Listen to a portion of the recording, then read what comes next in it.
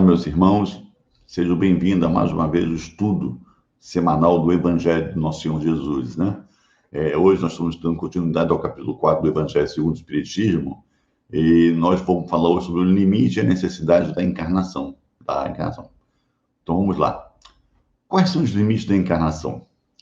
A encarnação, propriamente falando, não tem limites nitidamente traçados, se considerarmos apenas o envoltório que constitui o corpo do espírito, visto que a materialidade desse envoltório diminui à medida que o espírito se purifica. Em certos mundos mais avançados que a Terra, ele já é menos compacto, menos pesado e menos grosseiro, e, por consequência, menos sujeito a vicissitudes. Em um grau mais elevado, é diáfano e quase fluídico. De grau em grau, vai se desmaterializando e acaba por se confundir com o perispírito. De acordo com o mundo em que é levado a viver, o espírito recebe o envoltório apropriado à natureza desse mundo. O próprio perispírito sofre transformações sucessivas, torna-se cada vez mais etéreo, até a depuração completa, que é a base dos puros espíritos. Se mundos especiais são destinados como estada aos espíritos mais avançados, tais espíritos não ficam presos a eles como nos mundos inferiores. O estado de desapego em que se encontram permite que eles se transportem a todos os lugares onde são chamados para as missões que lhes são confiadas. Se considerarmos a encarnação do ponto de vista material, tal como acontece na Terra, poderíamos dizer que ela está limitada aos mundos inferiores. Consequentemente, depende do espírito libertar-se mais ou menos rapidamente da encarnação, trabalhando pela sua depuração. Devemos também considerar que no estado errante, isto é, no intervalo que se separa as existências corporais, a situação do espírito está relacionada à natureza do corpo ao qual está ligado, a natureza do mundo ao qual está ligado, pelo seu grau de adiantamento. Assim, ele é mais ou menos feliz, livre e esclarecido na erraticidade, conforme se encontre mais ou menos desmaterializado. A mensagem de São Luís, Paris, 1859. E continua no item seguinte, a necessidade da encarnação. A encarnação é uma punição e só os espíritos culpados estão sujeitos a ela? Boa pergunta, né? E o que nós temos como resposta? A passagem dos espíritos pela vida corporal é necessária para que possam realizar, com a ajuda de uma ação material, os desígnios dos quais Deus lhes confiou a execução. Isso é necessário para eles mesmos, porquanto a atividade que são obrigados a desempenhar ajuda-os no desenvolvimento da sua inteligência. Deus, sendo soberanamente justo, deve dotar igualmente a todos os seus filhos. É por isso que ele dá a todos o mesmo ponto de partida, a mesma aptidão, as mesmas obrigações a cumprir e a mesma liberdade de agir. Qualquer privilégio seria uma preferência, e qualquer preferência, uma injustiça. Mas a encarnação é apenas um estado provisório para todos os espíritos. É uma tarefa que Deus lhes impõe no início de suas vidas, como primeira prova do uso que farão do seu livre-arbítrio. Aqueles que realizam essa tarefa com zelo transpõem rapidamente e menos penosamente esses primeiros degraus da iniciação e desfrutam mais cedo do resultado do seu trabalho. Aqueles que, ao contrário, fazem mau uso da liberdade que Deus lhes proporciona, retardam o seu adiantamento. É assim que, por sua obstinação, podem prolongar indefinidamente a necessidade de reencarnarem. É aí que a encarnação torna-se um castigo. A mensagem de São Luís, Paris, 1859. Continuando no item 26, ele traz aqui umas observações, né?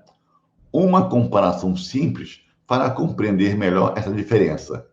O estudante só chega aos graus da instrução superior após haver percorrido a série de classes que a eles exijam são um meio de atingir o objetivo e não uma punição. O estudante dedicado abrevia o caminho e nele encontra menos dificuldades. O mesmo não acontece com aquele cuja negligência e preguiça obrigam a repetir certas classes. Não é o trabalho da classe que é uma punição, mas a obrigação de recomeçar o mesmo trabalho. Assim ocorre com o homem na Terra. Para o espírito do selvagem, que está quase no início da vida espiritual, a encarnação é um meio de desenvolver a sua inteligência. Mas para o homem esclarecido, em que o sentido moral está amplamente desenvolvido e que é obrigado a repetir as etapas de uma vida corporal cheia de angústias, quando já poderia ter chegado ao objetivo, a encarnação é um castigo, pela necessidade em que se encontra de prolongar sua permanência nos mundos inferiores e infelizes. Aquele que, ao contrário, trabalha ativamente para o seu progresso moral, pode não só abreviar a duração da encarnação material, como transpor de uma só vez os graus intermediários que os separam do mundos superiores. Os espíritos não poderiam encarnar uma única vez em um único globo e cumprir suas diferentes existências em esferas diferentes? Outra pergunta nos traz, né? Essa opinião seria admissível se todos os homens estivessem exatamente no mesmo nível intelectual e moral na Terra. As diferenças que existem entre eles, desde o selvagem até o homem civilizado, mostram os graus que estão destinados a transpor. A encarnação, aliás, deve ter uma finalidade útil. Ora, qual seria o objetivo das encarnações de pouca duração de crianças que morrem com muito pouca idade? Elas teriam sofrido sem proveito para si mesmas ou para os outros. No entanto, Deus cujas leis são soberanamente sábias, nada faz de inútil. Pelas encarnações, sofre o mesmo globo. Pelas reencarnações sobre o mesmo globo, quis que os mesmos espíritos se reencontrassem, tivessem a oportunidade de reparar os seus erros recíprocos, tendo em vista as suas relações anteriores.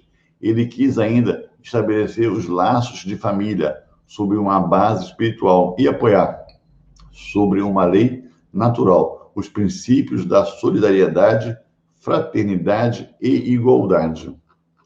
Bem, com isso, né, a gente já tem um bom material para a gente trabalhar. Então, a gente fica falando da questão da encarnação. É essa a questão, né, que a gente vem a começar a falar. Qual o objetivo da encarnação?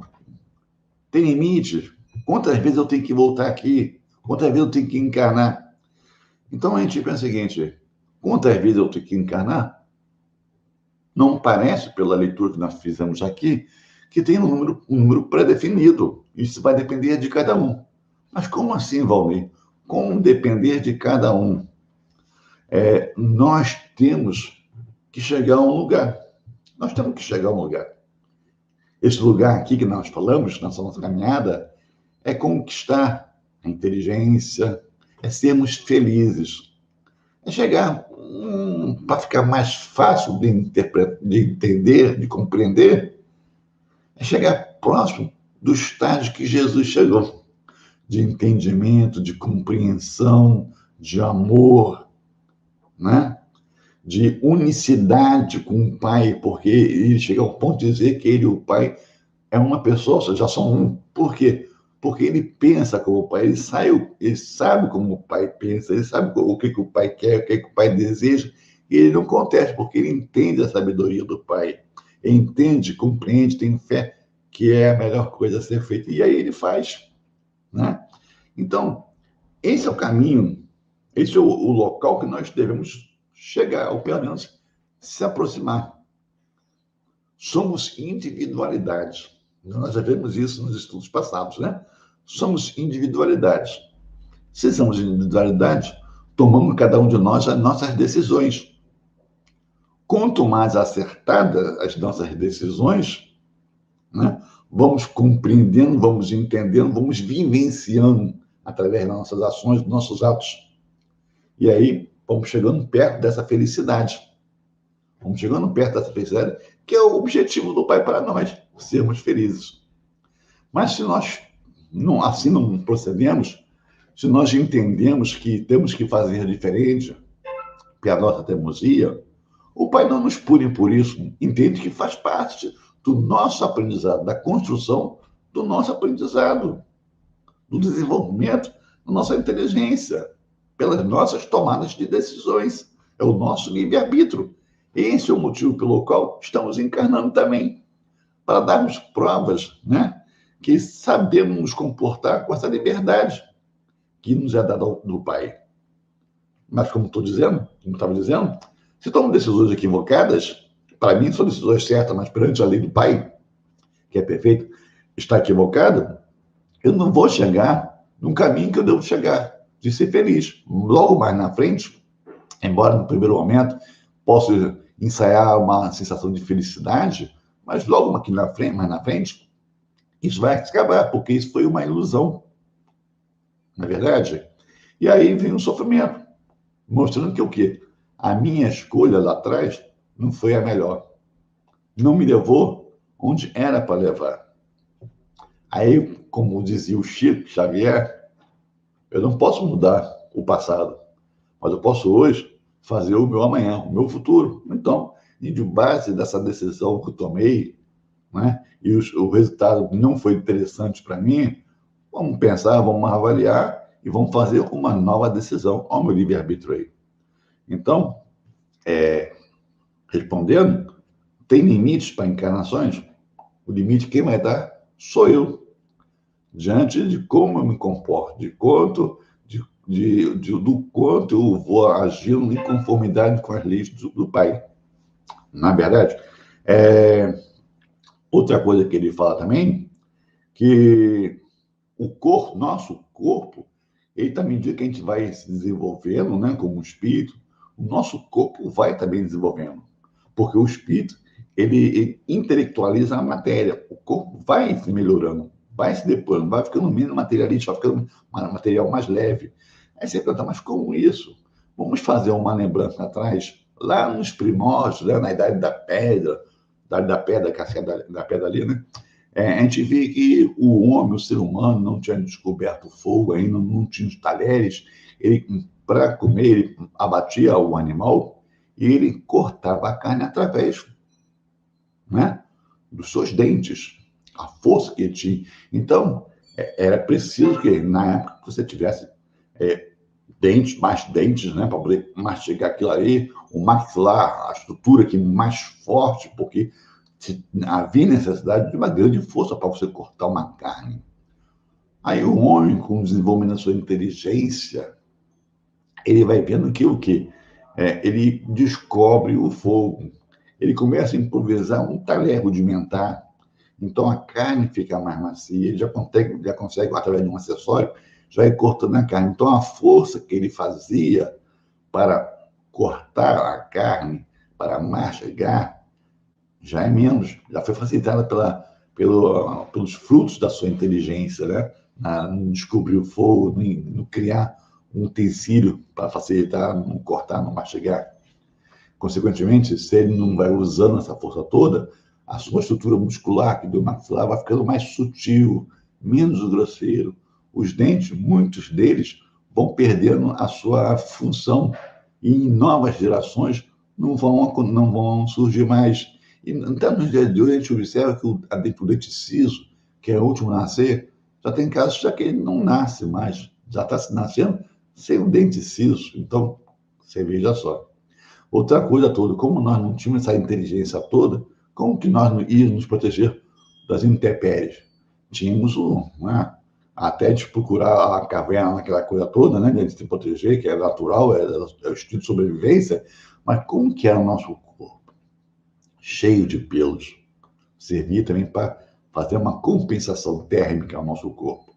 À medida que a gente consegue fazer uma roupinha e colocar sobre o seu corpo, aquele monte de pelo que nós tínhamos perde essa função, né? E a gente vê que o ser humano hoje, o homem em particular, não tem tanto pelo sobre o corpo como tinha anteriormente, certo? Então, isso mostra que a intelectualização do homem leva a matéria à sua sutileza. E aí ele fala do perispírito. O perispírito, meus irmãos, para vocês que não compreendem, é o corpo do espírito. Esse aqui é um corpo material que nós estamos vendo. Mas vamos botar aquelas historinhas, né? Que dá na televisão, nos filmes, né? Os caça-fantasmas, em que via lá um espírito, vê um fantasma.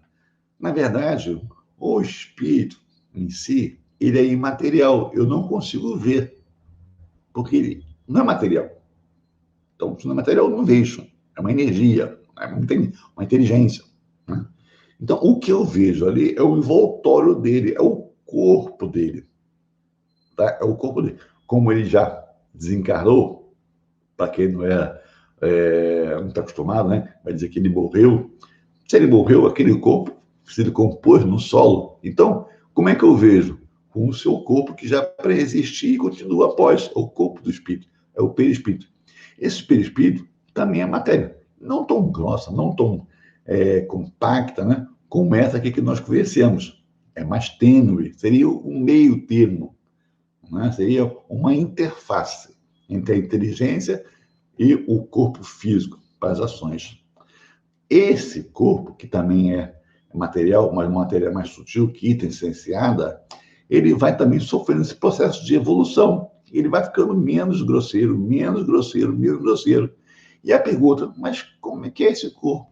Esse corpo ele é formado com os elementos, né, elementos do planeta em que o espírito vai encarnar. Porque senão, gente, como é que eu vou encarnar na Terra com elementos que não estão dentro dessa constituição física do planeta? Não se agrega, não se agrega, não tem sintonia, tá? Então, o corpo perispiritual, o perispírito, que é o corpo do espírito, ele é composto por elementos que fazem parte daquele planeta, daquele tipo de planeta que o espírito lá vai encarnar. Tá entendido aí? E a gente observa que nessa caminhada toda aí, como eu falei agora há pouco, qual é o nosso destino? Qual é o nosso objetivo? Ir para o mundo dos puros espíritos. Não é isso que todos nós queremos?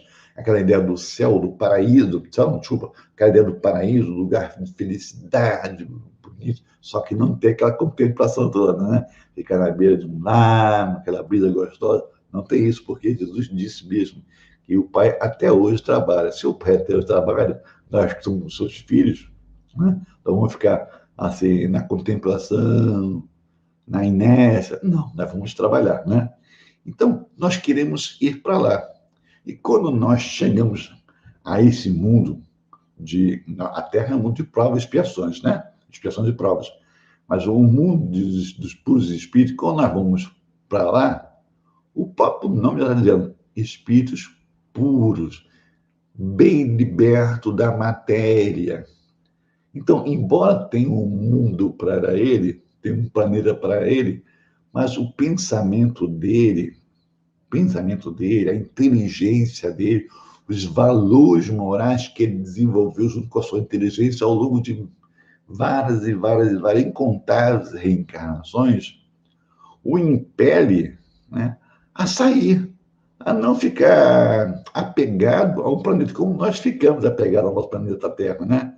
Então ele quer sair para servir, ele quer sair para trabalhar, ele quer sair para amar, ele quer sair para ajudar, ele quer sair para colaborar com o seu próximo.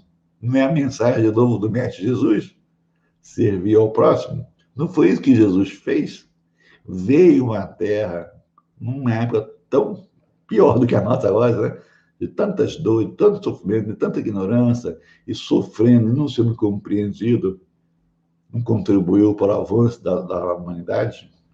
Então, quando nós lá chegarmos aos mundos dos espíritos puros, nós não vamos ficar pegados lá, porque nós vamos ter entendido qual é a proposta de Deus para todos nós. O que ele espera? Não é contemplação, não é apego à matéria, mas é apego ao irmão, é apego ao amor. Certo, gente? A encarnação, trazendo de novo a ideia, ela não é uma encarnação. A encarnação não é uma punição, melhor dizendo. Ela é a oportunidade de nós desenvolvermos a nossa inteligência, de nós praticarmos com responsabilidade o nosso livre-arbítrio, né? A gente poder opinar, tomarmos a nossa decisão. E se tomarmos errado, sofremos pelos nossos atos. Ninguém tem culpa. Foi nós que tomamos a nossa própria decisão. Então, temos que sofrer pelos nossos atos, né? Quer dizer, os nossos atos para nos fazer sofrer, para nós entendermos que não é adequado e procurarmos o certo. Gente, muito bom falar, né, de Jesus. Muito bom entender Jesus. Que possamos todos nós, na semana que vem, continuarmos mais uma vez nesse trabalho tão gostoso, né? De uma conversa, a gente tranquilamente, sem pressa, com tranquilidade, entender Jesus, compreender, ver que Jesus sempre presente, sempre tem um entendimento que nós ainda não compreendemos, mas que com as encarnações, com o passar do tempo, vamos reunir condições de compreender a profundidade da mensagem do nosso Mestre Jesus. Então, para todos vocês, uma boa semana e fique com Deus.